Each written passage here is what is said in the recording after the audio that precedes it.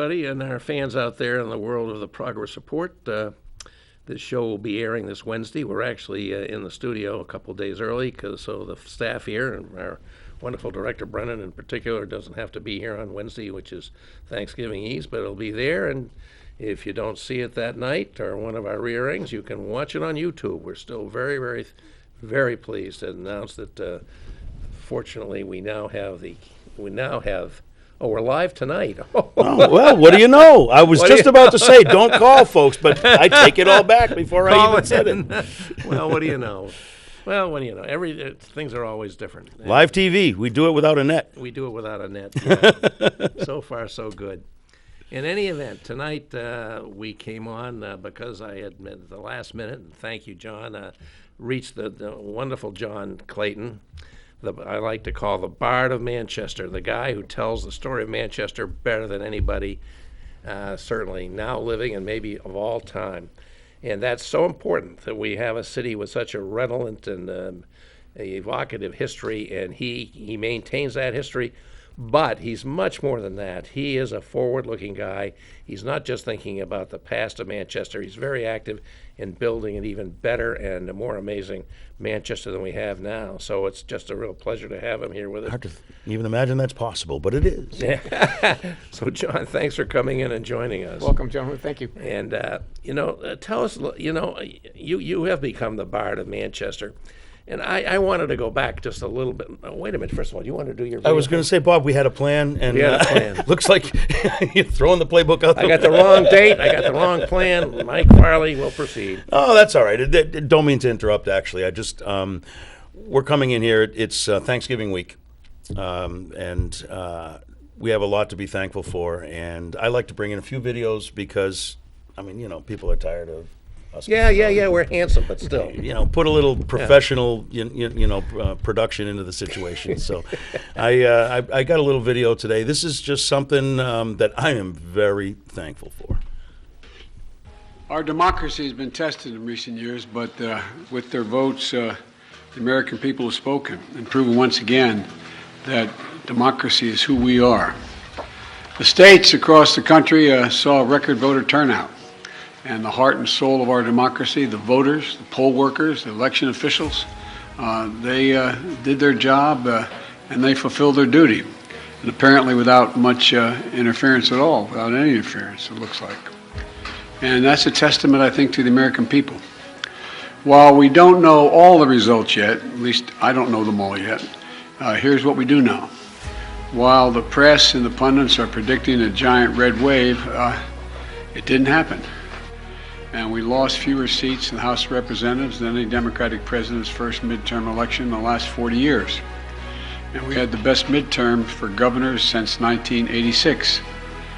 And another thing that we know is that voters spoke clearly about their concerns, about raising costs, the rising costs that they're in, and the need to get inflation down. There's still a lot of people hurting. They're very concerned.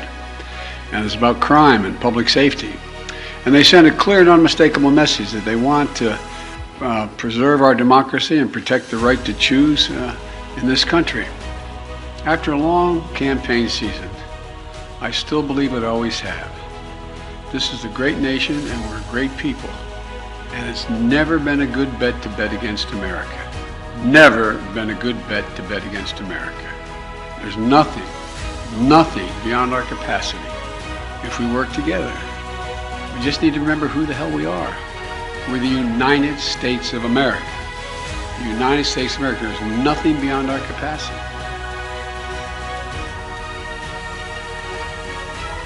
I am grateful for just about every word that he said in that video. Me too. Just personally, sorry if it offends anybody. Not really. But I'm very grateful for that. And I think we have a lot to be grateful for in this country, personally and, as a group. Not the least among them is a asset the city of Manchester has like John Clayton. John, welcome back. It's been too long since we've had you here, and I was so pleased you were willing to come on here on this Monday live, as I now know. How did you get into this business of being the historian of Manchester? I mean, where did it come from that you had this passion and interest in this city's history and wanted to celebrate it and continue to educate people about it. I can pinpoint it pretty precisely, as a matter of fact. Back in 1968, the urban renewal project was really changing the face of Manchester. The parking lot creation project from the Absolutely. federal government. Yeah, because in 1880 they didn't need parking for cars because there were no cars in the Millyard at the time. But that was all Tore taking down a place, lot of and there were passions on both sides. There were those people. It was only 30 years after Amoskeag had filed for bankruptcy. That's right. And people were still angry and bitter about that. And there were those folks who would have liked to see nothing better than have the entire Millyard demolished. Fortunately, people like Romeo Dorval and others had a vision that they would preserve as much as they could. There were 75 buildings at the peak of Amoskeag, and today we have 60. So you can argue that they did a pretty good job of saving what they could. But one of the biggest advocates for the preservation of Manchester was not a woman from Manchester. She was a columnist for the New York Times. Her name was Ada Louise Huxtable. She was their architectural. You have pointed out her Pulitzer Prize article winner, many yep. times on the show here. And it was seminal for me in terms of generating my interest in the history of the city. She was a Pulitzer Prize winner. I've since found her on YouTube being interviewed by Dick Cavett, not about Manchester, but just about her passion for architecture. And in this essay she wrote in the New York Times Magazine, she said, why are we taking the wrecking ball to the manifestation of the Industrial Revolution in America? We prop up artificial constructs like Colonial Williamsburg and Plymouth Plantation, which don't exist any longer. And yet here we are at the birthplace of the Industrial Revolution in America, and we're tearing it down. So my grandmother, we didn't read the New York Times when I was a 15-year-old growing up on the west side of Manchester as much as I wanted to be a writer, but she actually brought me that magazine and said, you need to read this article. It's about your hometown. And it changed my world. I looked at Manchester in an entirely different way. And from that point forward, I became fascinated with the history of the city. Yeah. I couldn't make a living at it when I was 15, but I knew eventually if I went to college and got a job at a newspaper somewhere, I could write about this fabulous place that I still call home. Wasn't it about that time that the Courier had a landmark exhibition about the history of the mills? And there was a sort of a theory that the mills were called the dark satanic mills. Yeah. And when they did this, exhibition, it turned out lots of people turned out, and they didn't think they were dark and satanic. They had rather great memories of the mills and their participation in that great effort. At the time, it was the single most attended exhibit the Courier had ever put on. And that coincided with the book that was being created called Amoskeag, Yeah. Life and Work in an American Factory City. Tamara Haraven was the author, and her husband Randolph Langenbeck was the photographer who documented so much of what was still there in the mills at that time. So it was Randolph with some help from local folks like Gary Sampson and Bob Perot, who helped put that exhibit together. And the Manchester Historic Association still has some of the visual panels that were put up inside the Courier for that exhibit. There's been talk about bringing it back, but Alan Chong, the director of the Courier, says, yeah, but we didn't have the Millyard Museum then. We have it now. So if people got a want to good place to go see if this people want to history. revisit it, how about we Yeah. just direct them to the Millyard But I Museum? think you're right. The Ada Huxtable article in the Times, or maybe there was more than one. I certainly remember that. I was just back in the city at that time myself, and the Courier exhibition and the book Amoskeag, which you mentioned, made a huge difference. And people began to say, "No, we don't want it. We don't want to ignore our history. We don't want to let it go. We want to celebrate it and build on it." Mm-hmm. And That's a very interesting change in kind of like the attitude of the city, because Yes. there was a conflict, if I'm understanding correctly, and I'd ask you to correct me if I'm wrong, Mm-hmm. but there was almost a defeated attitude among some in the city, but yet there were some that were determined not to take that attitude. Mm-hmm. I mean, there really was a trembling equipoise where the city could have gone either way, Yep. but it was the optimistic ones that were able to carry the day. Is my sense correct? You're on the money, Mike. And one of the main movers was a gentleman named Joe Nelson. He was here in Manchester during the war at the Army Air Base at Grenier Field, and he fell in love with a Manchester girl, and he married her and promised her that he was going back to New York to work for Robert Moses in urban development in New York City, but he promised her one day he would come back to Manchester with her. And so he did. When the urban renewal project was going on, Joe Nelson was hired by Romeo Dorval to work for the Manchester Redevelopment Authority on the redevelopment of the Millyard. His daughter, Joan Nelson Porter, worked for the city. Her husband, Paul Porter, was a longstanding alderman in Yes. Manchester, and Joe's impact on the Millyard is still being felt today. Really? And he I was. hate to interrupt, but we have a caller, and we always want to make Let's room take for it. our callers, especially on a Monday. Thank you, caller, for calling the progress report. What do you got? Hi, hey, good evening, gentlemen, and have a happy Thanksgiving week. Thank you. Thanks. What I wanted to bring up, and maybe if you, especially with John there, you can have a discussion, is that speaking of the downtown area and changes and this and that, there's been a lot of, it's been, I think, Union later today about some of the proposals of putting, 100 apartments down, some of the buildings that were all commercial. So I was wondering if you guys could talk about that a little bit. I'm kind of on the fence with it. Personally, part of it sounds like a good idea, and part of it, well, maybe not so much. And I've known the downtown area since the '80s, so I've seen a lot of changes down there, if you know what I mean. Well, Well, if you go back further. Thanks for the call. We'll have that discussion. Yeah. If you go back further Pick it into up. the 1900s, early 1900s, Manchester was built on a very similar model to most urban cities like New York City, where the downtown area would have commercial on the ground floor and residential on the upper floors. And that was how it worked. But it was different back in 1900 when you worked in the mills and you were a solo guy and you were willing to live in a single bedroom apartment with an efficiency kitchen and maybe a restroom down the hall that you shared. And so that's how those buildings were built. Today's zoning laws don't allow for that kind of density of apartments, which is why people like Brady Sullivan and Red Oak and the other Elm Grove are coming in and renovating these buildings to make them suitable under the current zoning laws. Sprinklers, for example, were not an issue back in 1900. They are today. So this is a really ambitious idea. But zoning in and of itself tended to separate the commercial from the industrial from the residential. And in just the nature of the zoning, it kind of separated, so you'd have to have a special mixed zone to allow commercial and Right. residential in the same place. Which is what Elm Street was able to do, but in the Millyard, it was exclusive for manufacturing, and that was Amoskegg's design plan, was that all the manufacturing would be separated from those residential areas. Yep. It wasn't necessarily a wide border. Look at the row houses on Merrimack and Middle and Market Bedford, Street, right. and how close they were to the Millyard, but because of the canal structure, the Millyard was totally isolated from the rest of the city. And now I'm the chairman of the Chamber's Downtown Committee, and one of my charges is to try to better integrate the Make that downtown with the connection, Millyard. yep. Because again, after 150 years of segregation, now we're trying to open those barriers. There's a great project taking place right now in the Millyard around the Mill Girl statue. The Mill Girl Plaza is being renovated by the city. That's a huge communal gathering place in the Millyard now, but it's not accessible.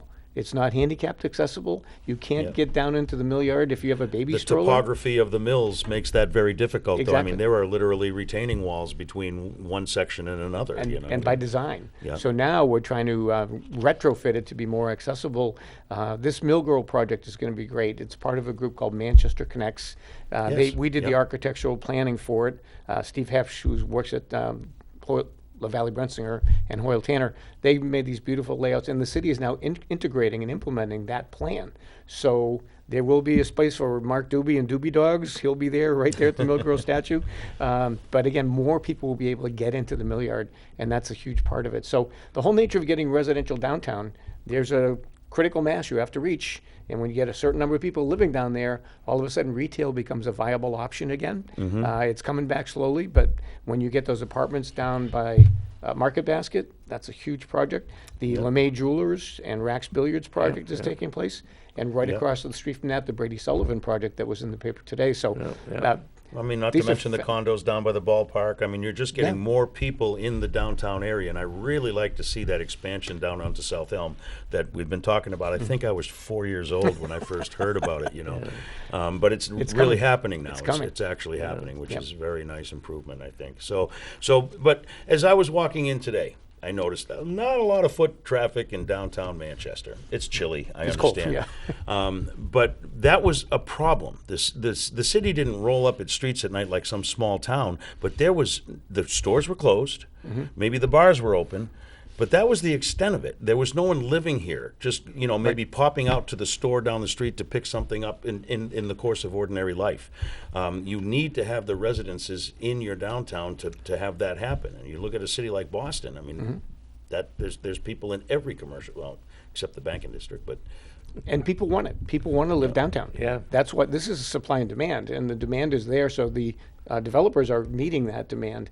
Even in the Millyard, until 1980s, it was zoned exclusively for manufacturing, and it wasn't until Ray Wazorek changed the zoning to mixed use that all of a sudden you could have a cotton restaurant, you could have the University of New Hampshire, you could have a climbing gym. Think of all the diverse things that are available there now, Yeah. and that mixed use is why people want to live there. Yeah. Because there are goods and services that they want to enjoy. Very- some pretty unique too. It's really great. You mentioned John Manchester Connects, and I remember them being here, and they had some great things that they were planning, and I thought, well, all they've accomplished is painting up the median on Canal Street. But you tell me no, that their legacy is ongoing, and you're part of it, and there's some big things happening. Yep, the legacy is ongoing. Some of the planning, for example, I've been advocating since I started working in the Millyard back in 2015, across a skyway crossover for pedestrians at Granite and Commercial.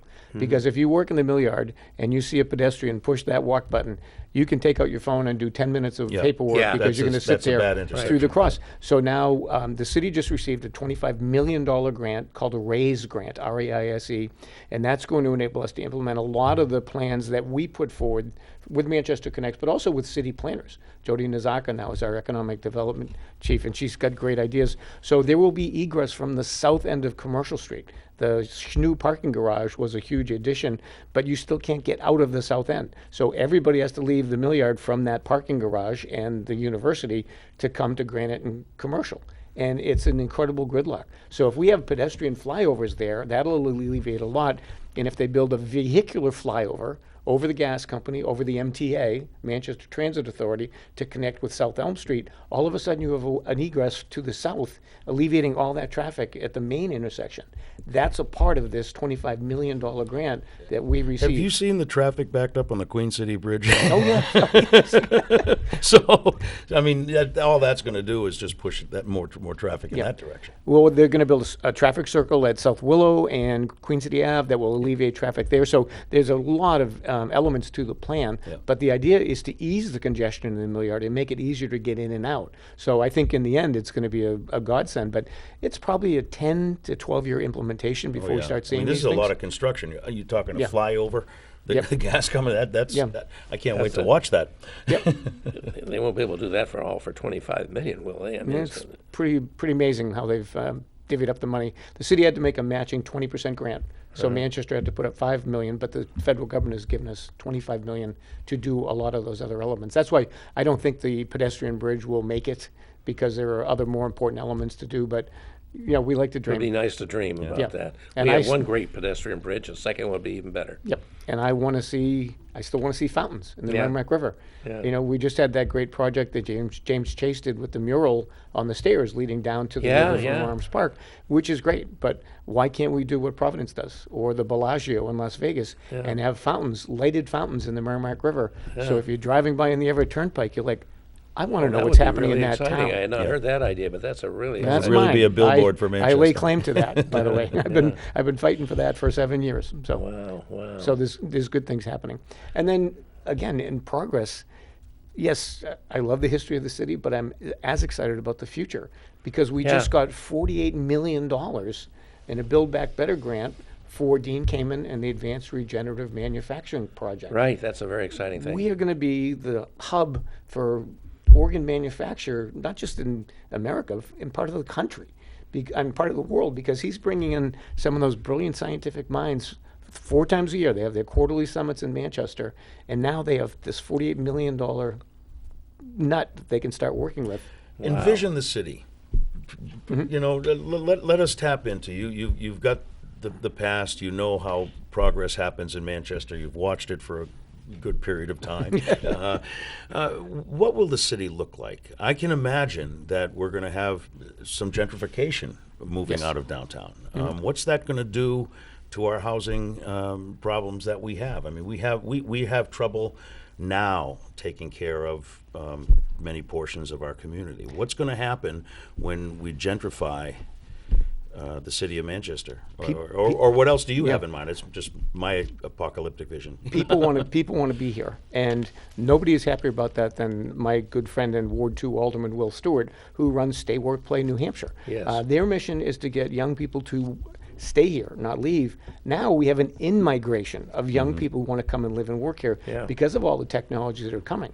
Dean Kamen is actually modifying 340 North Commercial Street to accommodate housing for 29 apartments in that mill building. And the city gave them approval. They bought a building from the Curry Museum of Art that they're also renovating into apartments over on Pearl Street. So people are finding these old buildings and doing what they can to resurrect them.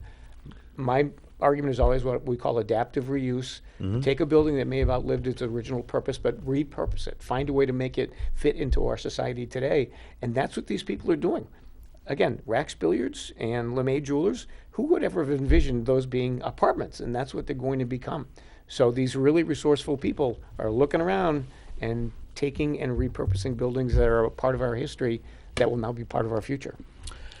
But sometimes they don't. I'm thinking at the foot of Auburn Street. Yes. You want to talk about that? I don't want to cast aspersions. Progress is progress. Yeah. But from my point of view, having spent 7 years on the Heritage Commission, I don't know if they even looked at that before they started wrecking. I don't know if they preserved a survey and photographs and important architectural features as should be done under best practices. Yeah. Talk a little bit about how a good city should do it, and then again, I don't want to get personal with No. developer or anything like that, but talk a little bit about that issue. Yeah, and I wasn't a big part of the conversation. I was asked what my opinions were, and as I said, if you can't preserve the building itself, preserve elements that can be integrated into it to preserve some of the character of those buildings that were so important to the city. I was told that the building around Varick's was not suitable to take the weight of additional floors being put on top. I'm not a structural engineer. I don't know. Someone could have been blowing smoke at me, but they were taken at their word, and the buildings are coming down now.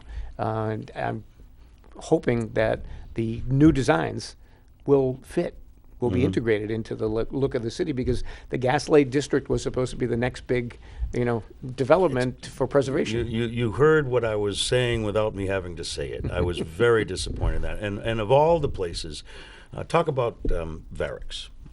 Sure. What actually was that building that just came down? Well, it was actually the warehouse for Varick's, which was the single most important hardware store in all of New Hampshire in its day.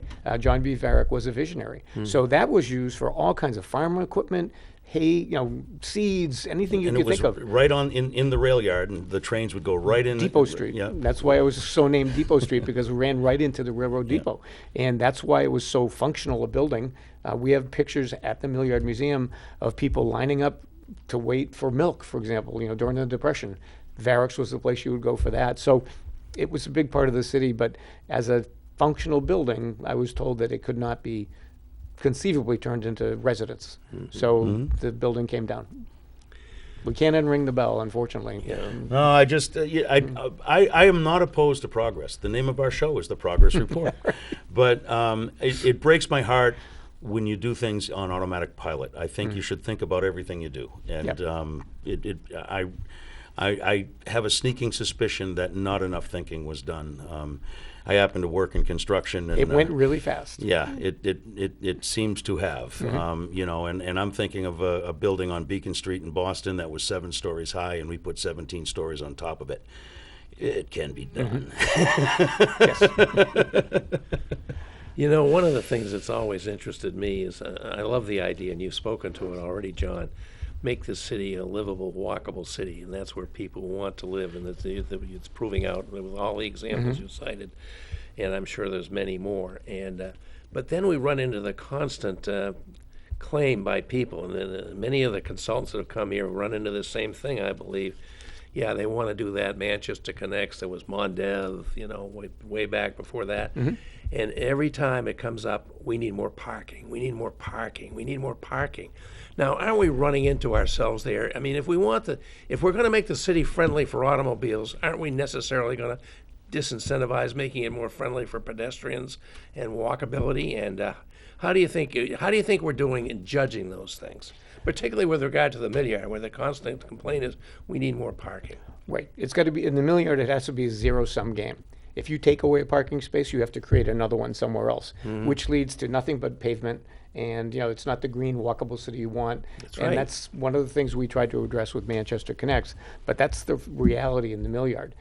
COVID took a lot of that pressure off because people are working remotely now. You don't have the same density in the Millyard. Sure. If you walk through Arms Park now at noontime, it's maybe half full. It used to be packed.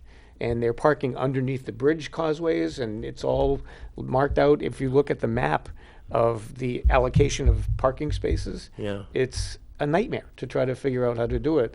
But it's been an issue. Now, the city is taking away the Hartnett parking lot and the Pearl Street parking lot. That's actually going to happen? Those buildings are going, And so what's that going to do to the parking issue? You're going to have more people and less parking downtown. I don't know. I mean, Well, those parking lots are not very full either. they're not. I don't. They're never totally full, in my opinion, in my experience. And my office is right next to one of them. This isn't a historical question, but is it possible to have a city that is completely walkable where you actually reduce the amount of cars needed? It's happened. There are models out there. You look at Burlington, Vermont, with Church Street, which is absolutely no automobiles at all. It's all pedestrian, and it's a vibrant hub for them. But anytime you talk about closing Hanover Street for a day, the hue and cry from different merchants, with their own issues, prevent those things from happening. So, but the Montreal Development Corporation project would have revitalized downtown in a totally original way, with pedestrian areas and all that. But the downtown merchants didn't like the fact that a Jordan Marsh or Macy's might come in and be the anchor and put them all out of business. Yeah. So, the yin and yang is always there. That famous story, Well, I thought that was capitalism myself. Well, Public-private partnership is what we call that. So, John, when you started, doing the work you've done, and you started out writing a column for the Union Leader for years and years, didn't you? Mm-hmm. And then it seemed to me you got the job that destiny wanted you to have, to be the executive director of the Manchester Consortium, and really built up the Millyard Museum. And how far do you think the city has come to meet the vision you think it should have, and how far do you think we have to go, and what will be the major things to make the vision that you would like to see really happen? I think the integration of the new with the old is critical. Mm-hmm. And so when I was asked to write a letter in favor of the RAISE grant that the city did get, with some changes in the Millyard, I try to explain to people the Millyard is a living, breathing thing. You cannot encase it in amber and freeze it, because it will die. It simply needs to grow and adapt. So, for example, now with Dean Kamen's Army project, he asked me and others to fly up to Vermont back in February to visit a factory where they're making vertical takeoff and landing aircraft. Oh, yes. They run on batteries, no fuel. Electric. And they're almost silent. And he would love eventually to have a heliport in the Millyard by which these vertical takeoff and landing craft, if someone in Boston needs a spleen, the spleen goes on the aircraft, and in 10 minutes it's in Boston. And how do you incorporate something that modern into the Millyard? There were ways to do it, and I was honored to be asked to be a part of it, to try to do that, Michael. You should talk about integrating the old and the new. Mm-hmm. It can be done, and it can be done with quality and with vision and respect for the history of the city, but at the same time allow it to grow and be vibrant. Am I mistaken, but it's always been my understanding that one of the big draws of the city of Manchester is the historical context that is evident in just about every neighborhood. It is you to would me. know better than me. It is to me too, but I'm biased. Have you heard anything from people that are coming in, the Stay Work Play folks, for example? I mean, I understand they highlight that. We just did a major project when I was still at the museum with the Sea Science Center. They got a $10,000 grant from the New Hampshire Humanities Council to do a video on the new entrepreneurs, the new techs coming into Manchester. So we got a really wide cross-section of about 30 young people with various backgrounds, engineering, marketing, And we did sit-down video interviews with them, and there's a beautiful montage. If you go to the Sea Science Center website, it's now done. It's available for watching. And to see the diversity, the vibrant elements that these people find in Manchester, they're choosing to come here because these great jobs are here for them, and they look around and go, wow, this place is really cool. What's that? How come that worked this way? And to be a part of that, I was the master on the project, was amazing. Because, most of these people are working inside the mill buildings and you don't get to see them. But when we brought them to the museum and sat them down in front of the camera, coming here literally from all over the world to come to Manchester, not Boston, not New York, they're coming here. Well, that gets me on one of my favorite hobby horses. Let's get the commuter rail back. I knew we were going there. I was about to tee you up. So they can come Excellent. up and do work on their laptops and not be worrying about driving in traffic. And I just think that's so important. I don't know Recent whether any MBTA of study actually suggested they want to electrify the commuter rail, and it specifically said to extend it to Manchester, New Hampshire. And part of that build grant, the RAISE grant rather, has a rail component in it. Part of that $25 million. Oh, it does? Is on that study, yes. Well, how about the people who are politically opposed to railroads? What are we going to do about them? summary execution.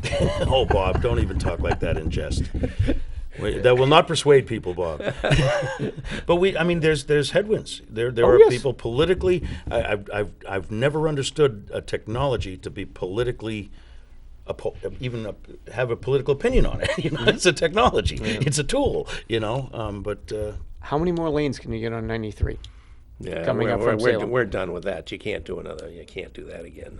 I couldn't agree with you more. But there were politicians who have lobbied for that for 20, 25, 30 Yeah, years. yeah. And that's all they care about is I want more roadway coming north. Yeah. And how about one rail line instead of 5 more Yeah. traffic lanes? Couldn't agree more. And if you don't I think drive it's your car to unanimous on Manchester, the you don't board have to here. park it there either. You can.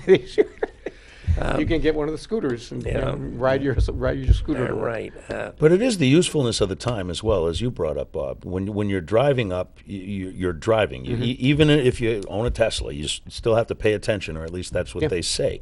When you're on the train, as the Greyhound used to say, leave the driving to us. You can sit back, you can get work done. That whole hour commute is valuable time. Yeah, it's the same with the bus from Londonderry, which Colleen and I take to Boston often. We do too. What a delight! You don't have to, you're gnashing your teeth and cursing those drivers who drive offensively, not defensively. The bus is a great thing too, but I think the rail. Yeah. I spent a lot of time going to school in Great Britain, and I spent a lot of time. I was rooting for Wales during the soccer game today. Oh, were you? That's where I went to school. I think we should preserve the whales too. Yes, What, did I miss something? in the Welsh language. Yeah.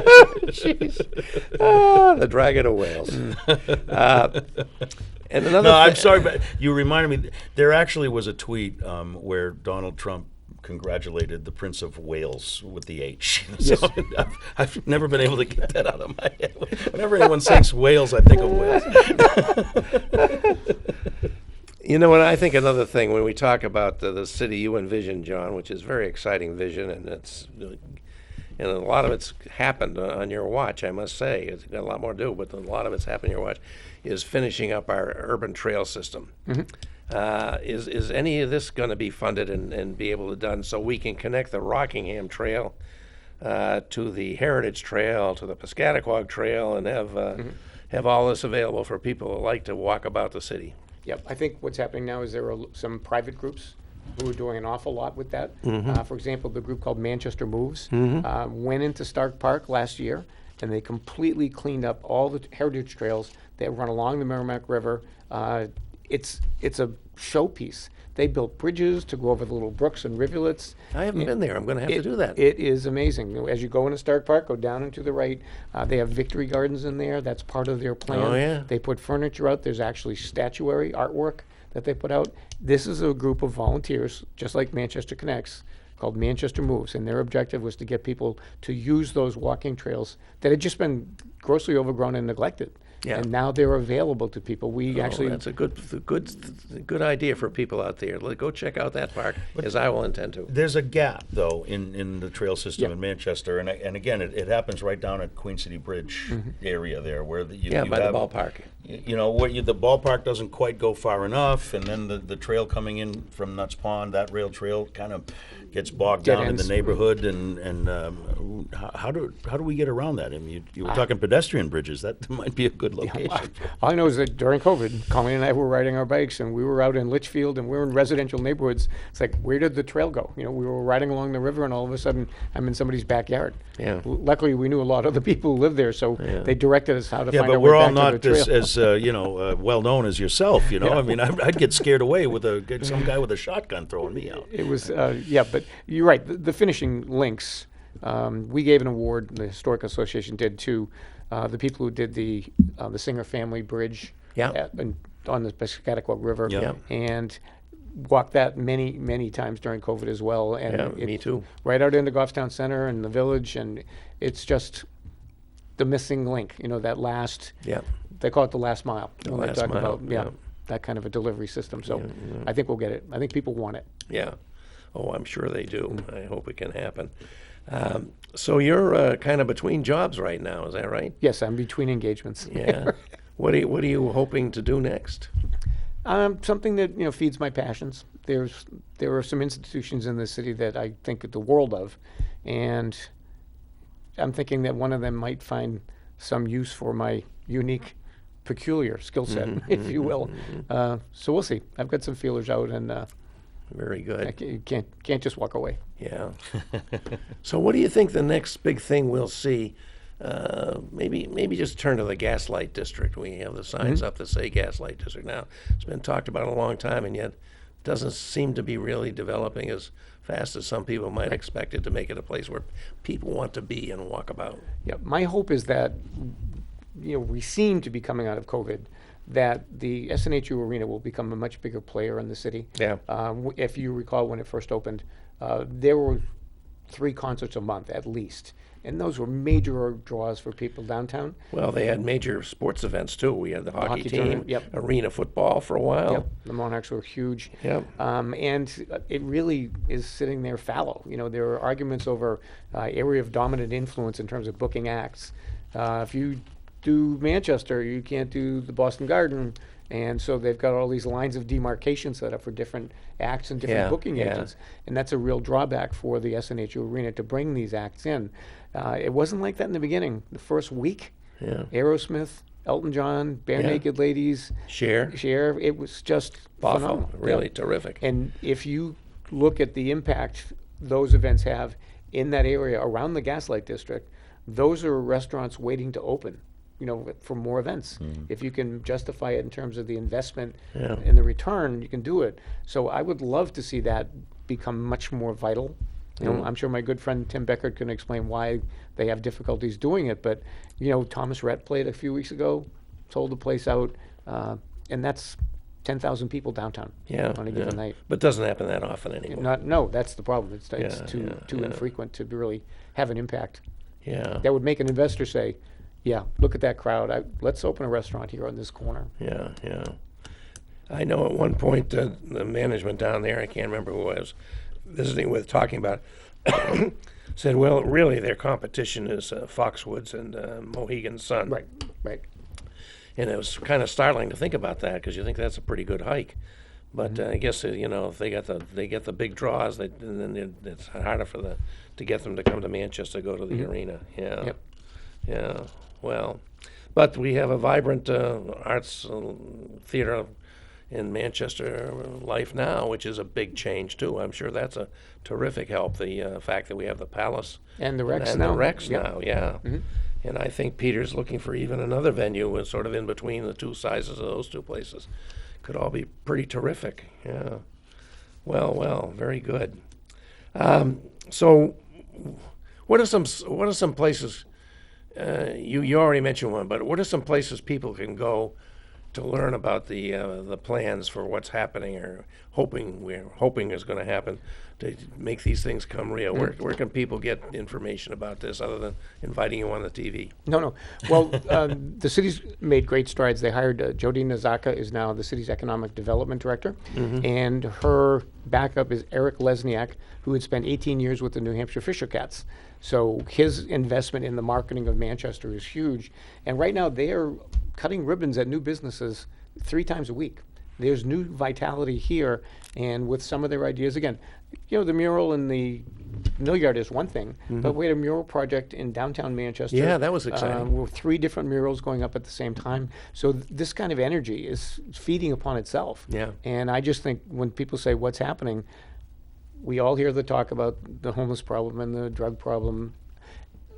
Look beyond that. You have to look and see. Again, we just got almost $75 million in infrastructure investment in the city. That's going to reshape Manchester into a much more modern thing. I spent a lot of time in London. You want to talk about marrying the old and the new? That is such a vibrant example of the new technologies they brought in. The bicentennial wheel. Yeah. They didn't have that when I was going to school over there. Now it's a big part they of the do. That's skyscape. right. The modern architecture next to these incredibly important historic buildings. Yeah, This is how it can be done. And Yeah. you just try to point that out to people. It's not impossible. It can be done. Yeah. Wow, that's very exciting. Well, next. Well, I'm thinking I'd like to go back a little bit. I'd like to wax nostalgic a little bit. We are in the Thanksgiving season. We call it our season of giving. We've spent several months, in the trenches of politics, fighting and arguing, and I like to soften things up. We try to do that here during the season leading up to the holidays. But talk a little bit about, if you can, about Manchester Thanksgivings in the past. I seem to remember, we had parades. Things have changed. How has Manchester changed, and how we, before the mall was here? How did we do Thanksgiving? In some ways, it hasn't changed. Today, I went to the Santa Fund Luncheon. It was the 63rd annual Santa Fund Luncheon for the Salvation Army. The union leader has been supporting them in their Christmas efforts. They have the toy drive at the Armory every year, which is just a fantastic event that allows the people of Manchester to help those who have less than they do. So that's a continuation. But different things, sure. I mean, the retail downtown, Manchester on Elm Street on Thursday night was it. It was so popular as a shopping evening. Thursday was payday in the mills. And so everyone would go out shopping. You'd have police officers at every intersection just to direct pedestrian traffic, to keep people safe. We had restaurants downtown. The Puritan was downtown. The Mayflower, my mother worked at most of them. The fountains at Newberry's and Woolworths, it was just teeming. And as you said, the mall came, changed everything dramatically. So retail moved out, and the traditions went with them in many cases. I spoke at a group last week in Central High School 65th class reunion, and one column I read to them. All 6 of them showed up? No, they had about 35 people there. I was amazed. Holy cow. Yeah, it was their last one. They're not going to do another formal one, but it was the class of 1957, had their 65th reunion. So I had written a column in 1991 about what it used to be like on Elm Street, and I did it to the tune of "'Twas the Night Before Christmas." What happened? Where did all these stores go? And it was a litany of all the different retail stores that used to be downtown in doggerel rhyming form. But I said, raise your hand when I mention a store that you've ever shopped at. Yeah. And the whole time. And yeah. they're all gone. So we need Bonton's, to, McQuaid's, yeah, I mean, we even need before Lynch's. that. yeah, we need to reinvent it. Yeah. We had a 100th birthday celebration for the Red Arrow a few weeks ago, and they asked Yeah. me if I would speak at that. And it's just, to know that I have a little nameplate on my seat at the counter at the Red Arrow. Oh, yeah? And it's, oh, yeah. Oh, that's very That's nice. quite the distinction. Well, I big time my son-in-law. The first time he brought my daughter to a hockey game, they went to You the and Red Arrow Barack after. Obama and a few other luminaries? He sat at my nameplate, took a picture, and sent it to me, and said, "I can't catch you on this one." So, but no, those were great times. You know, And, I remember we have a prized photograph in our family. It's a news photograph taken by a union leader photographer on a Thursday night, and in it, my mother has a circle around her face, and it was a contest they would run. If you were in the circle, you could get $2 or something, or $5 $5. You'd get $5. $5 if you contact the union leader. But that was a measure of the strength of the downtown economy at the time. The union leader did that with them, but what you're talking about is Monday night shopping winners, because Oh, is that what it Thursdays was? were so busy. They didn't need the effort into the No, Thursdays were so busy that they wanted to dissipate some of the energy to another night. So in conjunction with the paper, the Downtown Merchants Association decided to open up their stores on Monday nights as well. So to promote that, the union leader would take pictures of people shopping on Monday night. And that was the circle around the face. Oh, no kidding. And if you saw your picture, you would go to the union leader and you would get your $5 bill. And it was very successful. It really worked well. George Naum, the late George Naum, my very good friend and West High School classmate, or Hall of Famer, used to be the one to go take the photographs on Monday night. Yeah. And he said it got to the point where people would lie in wait for him to try to get their picture in the paper and kind of leap out of the alley at him to take their picture.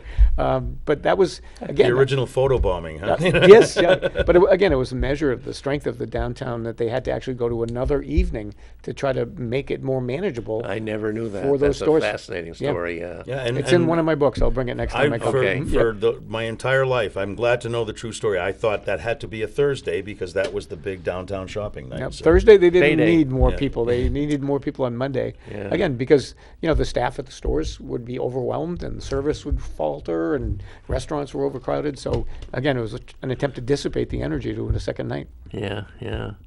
You were reminding me, we had the thing that your Millyard Museum story tells so well. It tells many stories, but of the crisis when the Amoskeag, after the flood of 1936, and then when the mills actually ended operations, I think 2 years later in the bankruptcy, and how some of the city fathers came together to save the city, because the Amoskeag was the city. And you're reminding me that we kind of had another replay of that, not as drastic, when the merchants did not let Macy's come in and open a store downtown, Right. and instead they went down to be an anchor in the mall, and that was another terrible crisis for Manchester. And then there was the banking crisis in 1988 when all the banks went under. 91. I mean, we've survived a lot, haven't we, Yep. in the course of these things, and managed to come out very strong. Manchester's got such inherent great advantages. I mean, it couldn't have a better location in New England. With our proximity and the coast and the mountains and the city of Boston, which is a wonderful asset. But anyway, we got We a do. call. We have another caller. We ought to turn the show on to Mondays. We get more quality. Oh, looks like we lost them. What? Call back. Looks like we had an accidental disconnect. Call back. We'd love to have you back with us, caller. We really would appreciate that. But there was a time, it was about 5 years ago now, a gentleman was writing a big story about Dean Kamen and what was happening in the Millyard in Manchester. And he opened the story with a quote from Hunter S. Thompson from 1972. Oh, yeah. Thompson came here, the gonzo journalist, Hunter Thompson, came to Manchester to cover the primary. And he said, Manchester, New Hampshire, a city with a broken down mill town with a dirty river, an aggressive chamber of commerce, and the worst newspaper in America. Can't argue with a that's bit a of it at quote. the time, right? Well, I took pride in that. I was a part of all three of those things. We do, I think, have the caller back, so I want to get right on it before we lose him again. Hello, caller. Thank you for calling the Progress Report on a Monday night. I'm a big fan of this show. I was I don't know, 10 or 11, 12 when Elm Street was popping and a moving. Like you said, it had a good long run. But there's a song, I don't know who sang it, but it's called That Was Then, This Is Now. So I still have a very hard time saying, oh, hey, my granddaughter, why don't we take a drive and go walk Elm Street? That is the furthest thing from my mind. And I think it's very unfortunate that We get the point. that it's turned into such a So, place you wouldn't want to bring.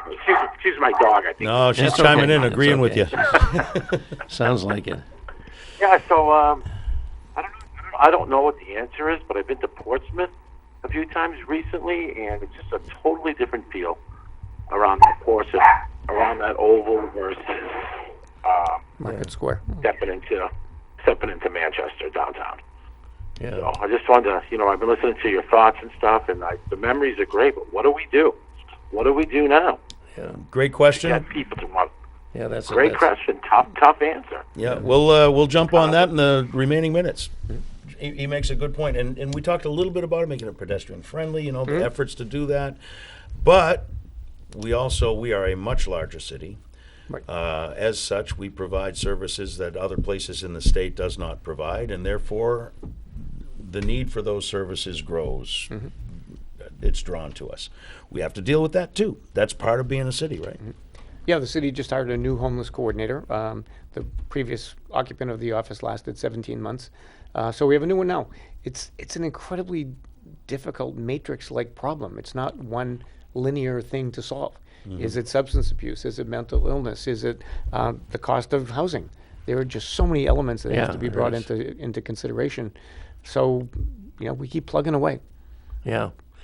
It's the same in every city in America. That's what I was no, going to say. If you go to absolutely. L.A. or San Oh, Francisco, LA. That's But- where I was in June. I was astonished at the amount of homeless. It's there. more aggressive here than it was. yes, That and I don't know if that's the right word, but it's almost unavoidable. And I think that's what he's saying. I can recall we've had homeless in Manchester since I was a kid. I mean, they were in different places, but it's been an issue and it always has. It's much more visible now, and it makes it more difficult to navigate when you have your granddaughter with you, for example. Agreed. I mean, what's the solution? From my way of thinking, I try to come downtown anyway. I try to not let that deter me. But that takes a little extra force of will. Do you really want that as your invitation to come to your city? You know what I mean? What are your thoughts? I know you've given your thoughts on the problem, but how should a Manchester resident who lives on the west side, or who lives like I do in the south end or in the north end, how should a Manchester resident, what's their part? What could they do? I'm with you. I come anyway. This is my town, and I'm going to go where I want to go when I want to go.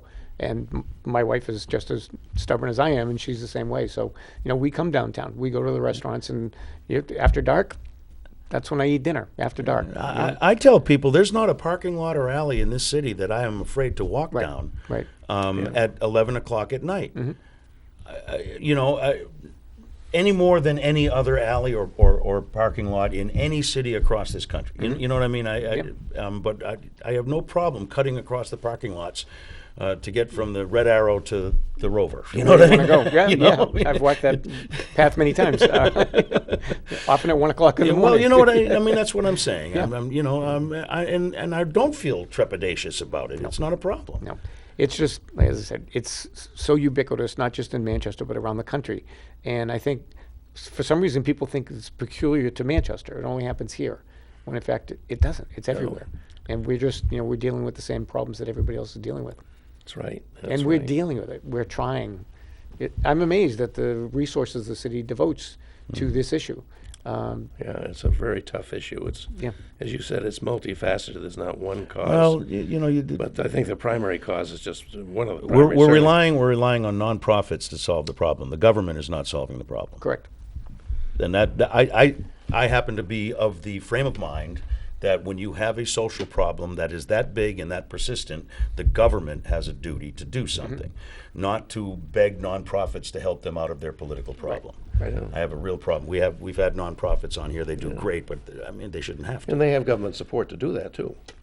Government support is not government action. Yeah, well, okay. Leading. Yeah.